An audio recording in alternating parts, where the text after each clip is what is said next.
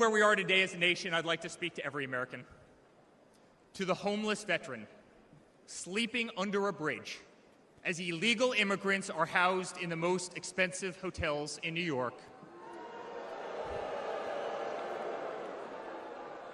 I'm sorry. We know it's wrong, and we will fix it.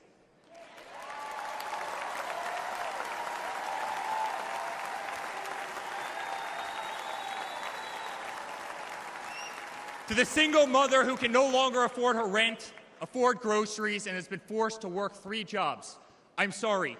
It does not have to be this way. To the parents who lost a son or daughter to fentanyl, including the incredible woman that spoke the other night, while an administration does absolutely nothing, I'm sorry. Your government can do so much better, and it will.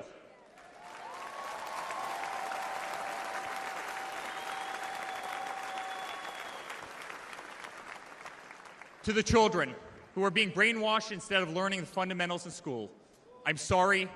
There are teachers who care, and my father will empower them.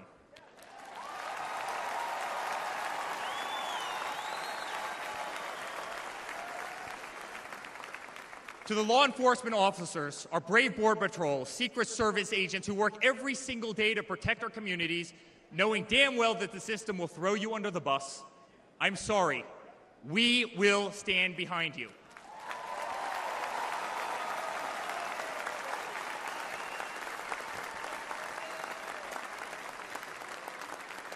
To commuters often petrified to take a bus, take a train, or walk the streets in cities across our nation, I'm sorry.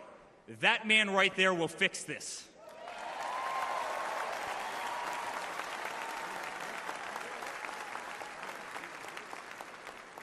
To the construction workers, to the middle-class families, to the families with children with disabilities, families who can no longer afford medical benefits or to take a vacation, I'm sorry.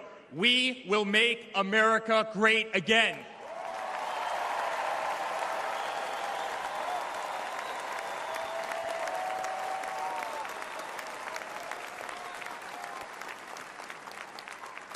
And to my father, who has been ruthlessly silenced, slandered, and attacked by a corrupt administration, I'm sorry. We know, and America knows, that they're not just after you, they're after all of us, and you just happen to be standing in their way.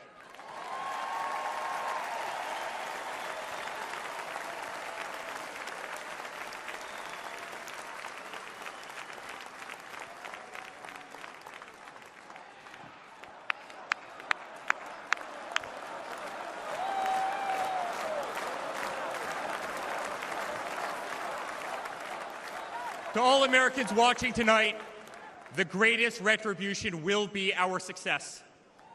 Success not just for ourselves, but for our grandchildren and our children. Under President Donald J. Trump, the swamp will be drained. America will be respected. Our cities will be safe. Our streets will be clean. And our border will once again be secure.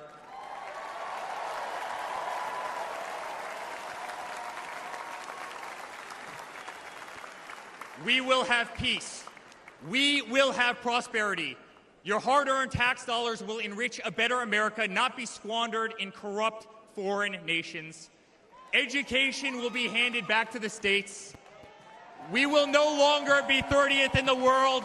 We will be first.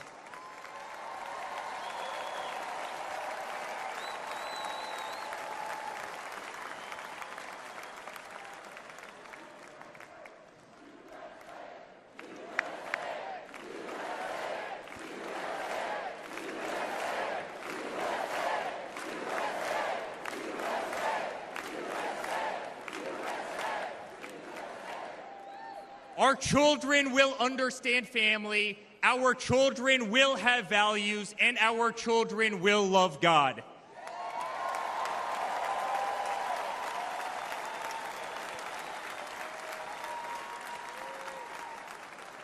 Our country will prioritize free speech, respect freedom of religion, and honor our Constitution.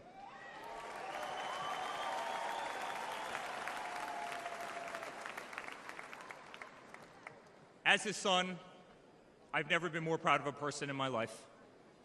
A man who has defied all odds more than once. A man who believed in the promise of America when others turned away. A man who saw a nation in need of a champion and answered that call with unwavering determination and courage. A man who survived a bullet that was intended to eliminate him permanently from our future and from our family. Never have I been more proud to be a Trump.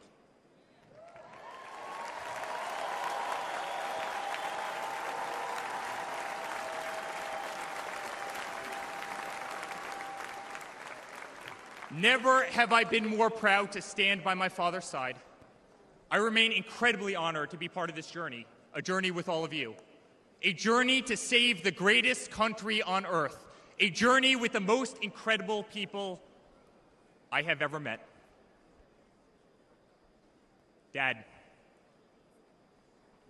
5 days ago, Laura, Luke, Carolina, and I held our breath as we saw blood pour across your face. By the grace of God, divine intervention, and your guardian angels above, you survived.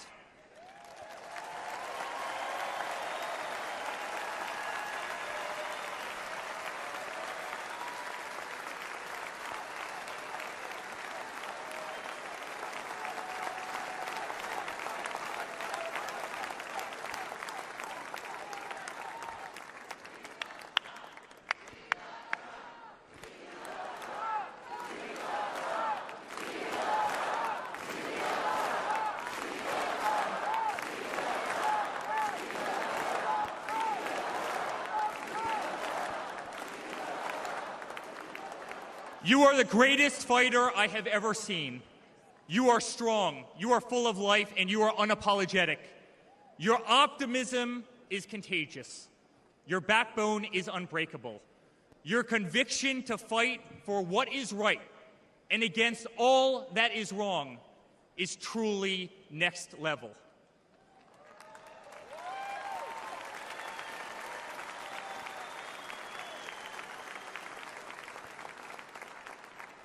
The whole world saw your strength as you stood up. You wiped the blood off your face, and you put your fist in the air in a moment that will be remembered as one of the most courageous acts in the history of American politics. You shouted, "Fight! Fight! Fight!"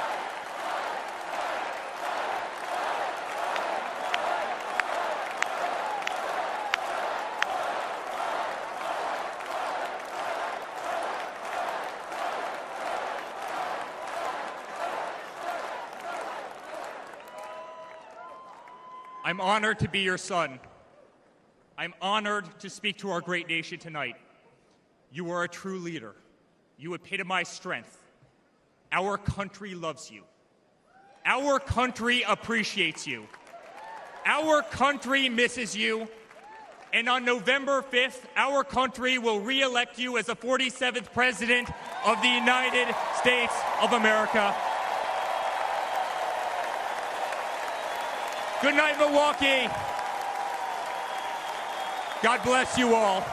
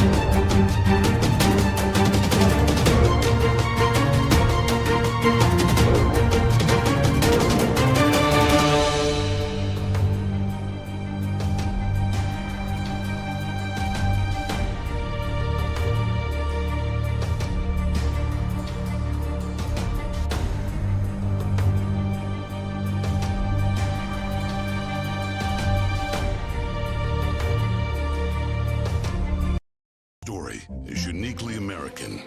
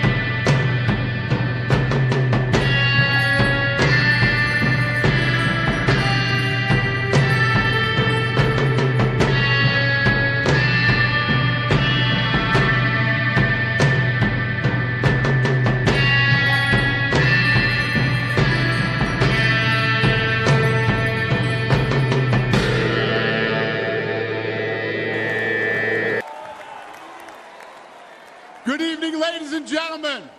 I am Dana White. I am the CEO and president of the Ultimate Fighting Championship. So 2 weeks ago, I got a call from President Trump asking me if I'd be willing to speak tonight. As usual, there was no pressure, no demands. He asked me as a friend, and of course I said yes. Then, after I accepted his offer, he sent me a text message, and I just want to read to you a little piece of what President Trump wrote to me. Dana, I'm so honored that you will be doing the introduction at the National Republican Convention. Think of it as the biggest fight you ever had, a fight for our country and even the world.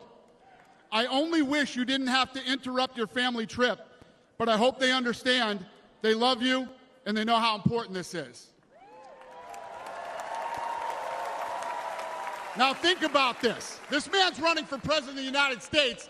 He's fighting for the future of this country, and he's concerned about interrupting my family trip. That's the President Trump that I know, a man who truly cares about people. The mainstream media likes to push the narrative that he doesn't care about anyone but himself. I absolutely know that's not the truth, because I've been friends with this guy for 25 years. And for the people who know me, they'll know this is true. I just want to make something very clear. Nobody in the Trump campaign has ever told me what to say. Nobody tells me what to say, and I'm nobody's puppet.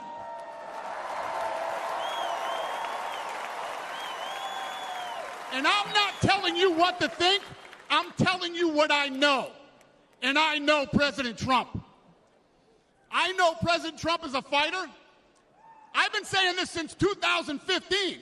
Now look at what's happened over the last 10 years. We have all seen it with our own eyes. I'm in the tough guy business, and this man is the toughest, most resilient human being that I've ever met in my life. The higher the stakes, the harder he fights, and this guy never, ever gives up. So what's at stake here? The answer is in President Trump's text, and I quote, "A fight for our country." I know why he's running for president again. Why else would he put himself through everything he's dealt with just to get back here? We all know he doesn't need this. This guy's got a great life, he has a beautiful family, and he has achieved everything that you could possibly achieve in life. I know President Trump is literally putting his life on the line for something bigger than himself, and he's willing to risk it all because he loves this country.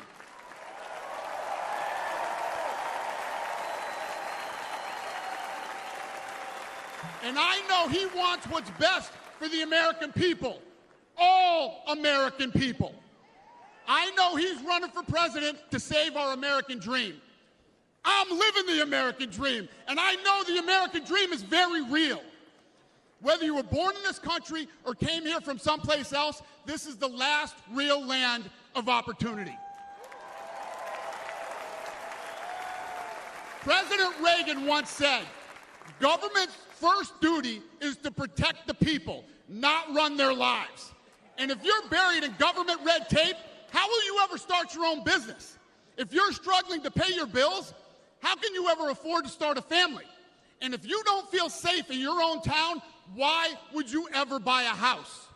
I know that President Trump is fighting to save the American dream, and that's what's at stake in this election. We are choosing who we want to lead us in this fight. I know President Trump is a proven leader, a fearless leader, and this country was in a much better place when he was in the Oval Office.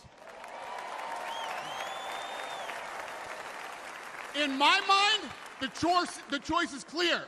But this election, we all get to choose. I know I'm going to choose strength and security. I know I'm going to choose opportunity and prosperity. I know I'm going to choose real American leadership and a real American badass.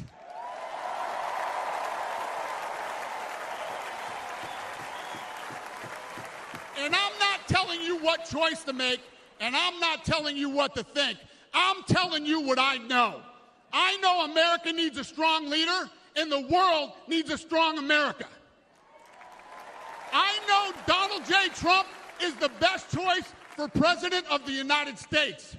My fellow Americans, it is my honor to introduce the 45th and soon-to-be 47th President of the United States, Donald J. Trump.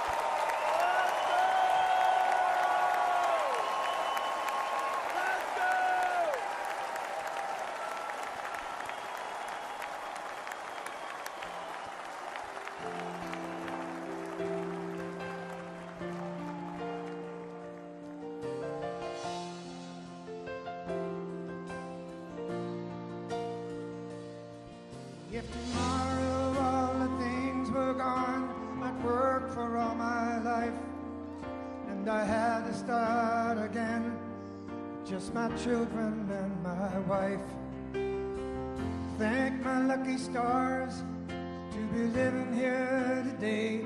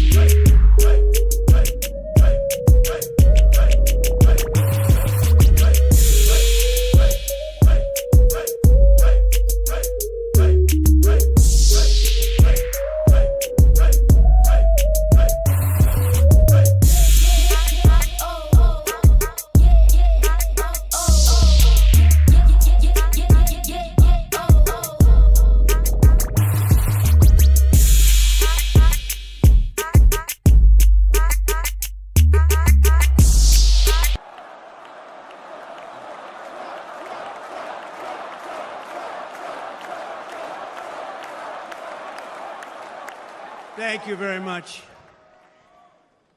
And we will do it right. Going to do it right. Let me begin this evening by expressing my gratitude to the American people for your outpouring of love and support following the assassination attempt at my rally on Saturday.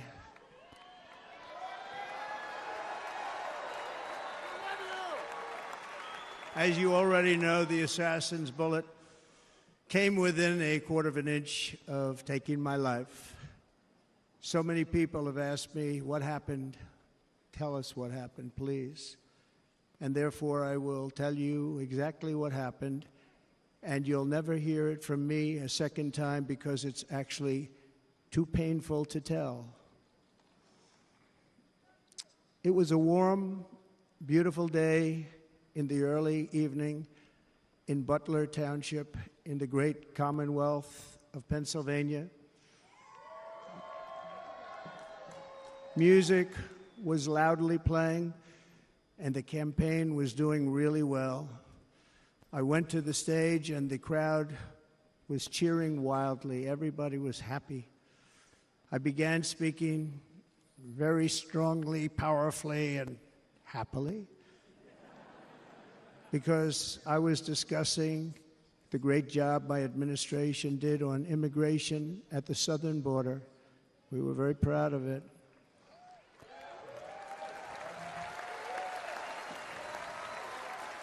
Behind me and to the right was a large screen that was displaying a chart of border crossings under my leadership. The numbers were absolutely amazing. In order to see the chart, I started to, like this, turn to my right and was ready to begin a little bit further turn, which I'm very lucky I didn't do, when I heard a loud whizzing sound and felt something hit me really, really hard on my right ear. I said to myself, wow, what was that? It can only be a bullet. And moved my right hand to my ear, brought it down. My hand was covered with blood, just absolutely blood all over the place. I immediately knew it was very serious, that we were under attack, and in one movement proceeded to drop to the ground. Bullets were continuing to fly as very brave Secret Service agents rushed to the stage, and they really did. They rushed to the stage.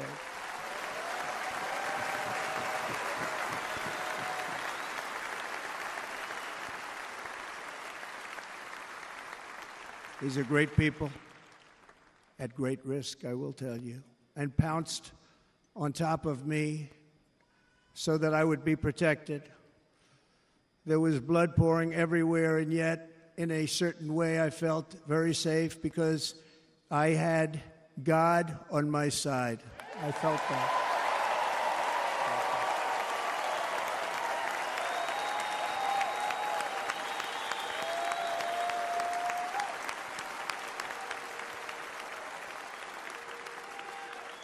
The amazing thing is that prior to the shot, if I had not moved my head at that very last instant, the assassin's bullet would have perfectly hit its mark, and I would not be here tonight. We would not be together. The most incredible aspect of what took place on that terrible evening in the fading sun was actually seen later. In almost all cases, as you probably know, and when even a single bullet is fired, just a single bullet, and we had many bullets that were being fired, crowds run for the exits or stampede, but not in this case. It's very unusual.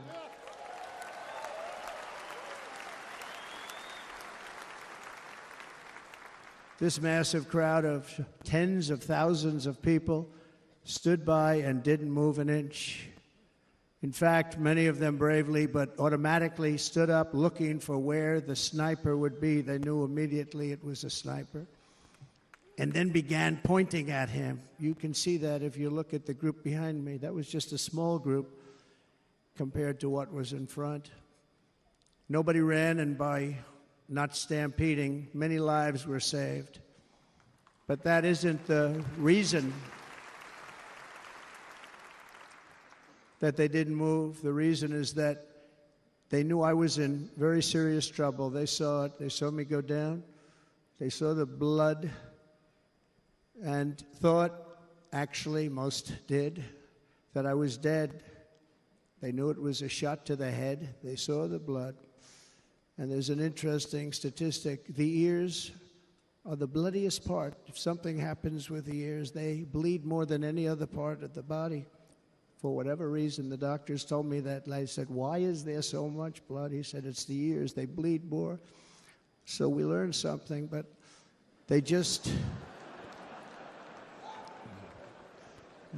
this beautiful crowd, they didn't want to leave me. They knew I was in trouble. They didn't want to leave me. And you can see that love written all over their faces. Incredible people. They're incredible people. Bullets were flying over us, yet I felt serene. But now the Secret Service agents were putting themselves in peril. They were in very dangerous territory. Bullets were flying right over them, missing them by a very small amount of inches. And then it all stopped. Our Secret Service sniper, from a much greater distance and with only one bullet used, took the assassin's life, took him out.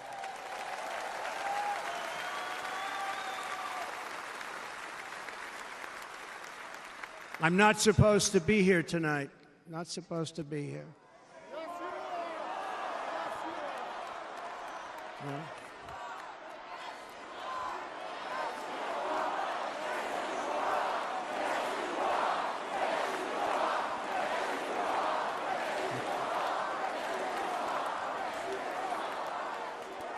Thank you. But I'm not. And I'll tell you, I stand before you in this arena only by the grace of Almighty God.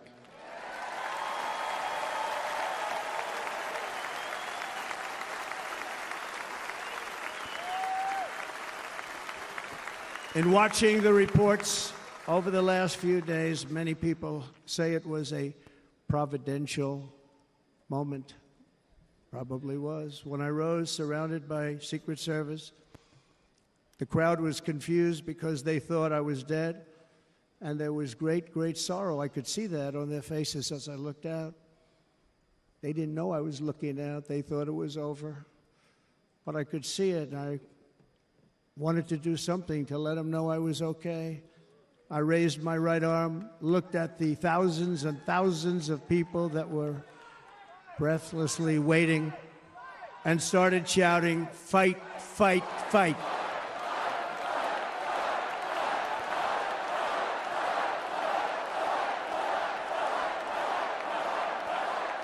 Thank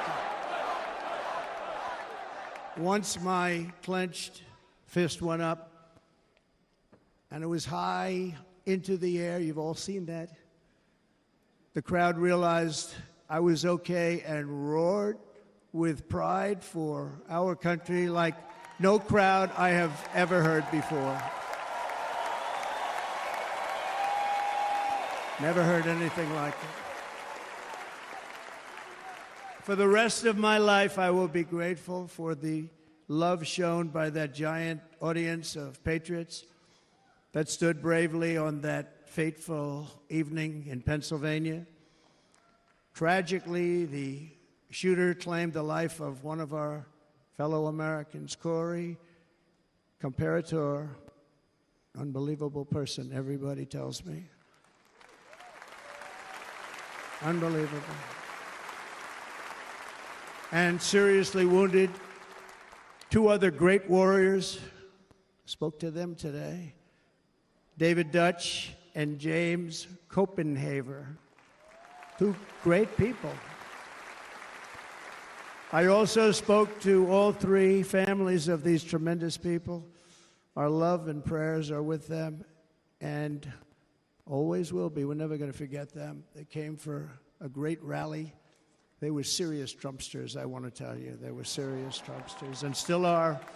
But Corey, unfortunately, we have to use the past tense. He was incredible. He was a highly respected former fire chief, respected by everybody. Was accompanied by his wife, Helen, incredible woman. I spoke to her today, devastated, and two precious daughters. He lost his life selflessly acting as a human shield to protect them from flying bullets. He went right over the top of them and was hit. What a fine man he was.